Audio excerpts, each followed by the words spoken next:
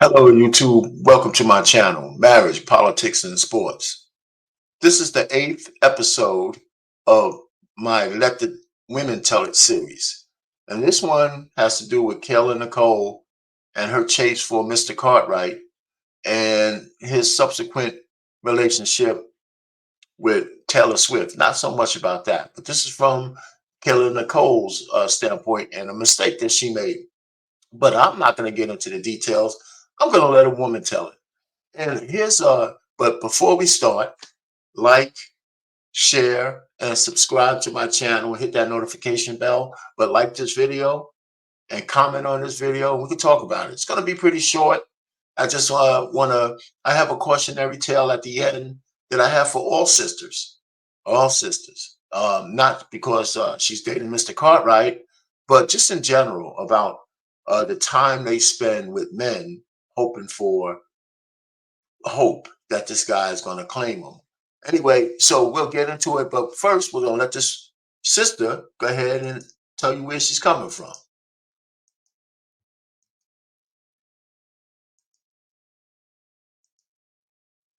Opinion, but we really need to stop making everything about race. Kayla Nicole, you almost got me with that nice little speech that you did towards Black women, but then I started thinking and then I started digging. Let me get you guys caught up. So this is Kayla Nicole. She was dating Travis, who plays for the Kansas City Chiefs. Boo, because we all know it's about the Eagles. Fly, Eagles, fly. But in any case, so now he is dating Taylor Swift. So she was dating this man for 5 years. They had been broken up for 1 year prior to him meeting Taylor Swift. 5 years, girl. 5 years? No ring? Mistake number two. So now the Swifties have been coming at her ruthlessly. You know how they can get. So she does this Instagram post that got millions of likes, in which she says she's written a letter to Black women, AKA herself. In that letter, she says there is power in silence, and then continues to talk for like 10 minutes. You should never react, and then continues to write a book. And all of a sudden now she's this pro Black person. But where was that energy when she was dating Travis? I'm so sick of Black women hanging in these white spaces, and the second they get rejected, they run to the Black community, get the Black community riled up to defend them because they were rejected by these white spaces. Where was that energy before when she was dating Travis? She had 5 years. She had 5 years to give speeches to Black women. Where is that energy when she was dating him? I'll wait. I'll wait. I'll wait. I'll wait. It wasn't there. It wasn't there until she was rejected by that very community that she tried to belong to. Where was that energy for Kayla when she was with Travis? It wasn't there. It wasn't until she was rejected by him 5 years later. And by the way, ladies, it does not take 5 years for a guy to know if he wants to be with you long term. It wasn't until she was rejected 5 years later that all of a sudden she's pro Black and she's writing this vanity letter. That letter was not to Black woman. That letter was to herself. That letter was to herself. And she's trying to wow up the Black women to defend her against the Swifties, to really kind of egg her on. You do not believe Taylor Swift's fan base is attacking you because you're Black. I think they're just very much pro Taylor. It could have been anybody. They do this to everybody all the time. In the same way Beyonce's fans are die hard, that's the same way the Taylor Swiftie fans are. I do not think this is a Black thing. I'm not going to jump on the Black women train that you have going. Your 15 minutes is up.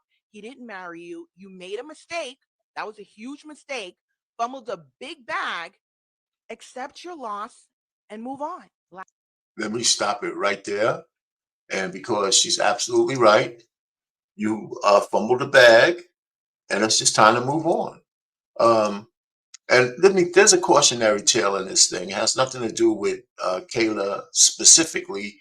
It's all women. Let me tell you, If you have a boyfriend, ladies, if you're in a relationship with any guy, and if you're 21 or 22, 23, you might have 3, 4, 5 years to waiting for this guy to commit to you because you're going to still be in your 20s after it's over. You're going to have a year of your so called typical trauma and all that bullshit you always talk about.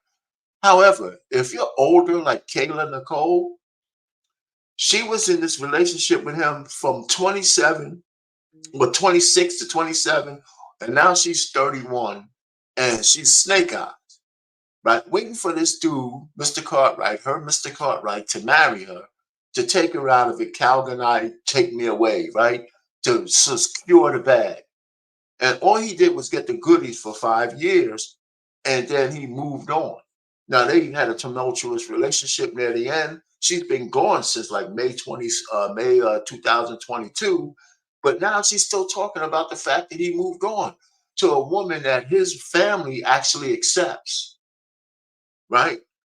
So that's just the only racial part of it. But this is not a racist thing. He just went home, right? He just went home. Mr. Cartwright just went home. Now, him and Taylor may not go no further. It could just be a fling. But Kayla, that has nothing to do with you.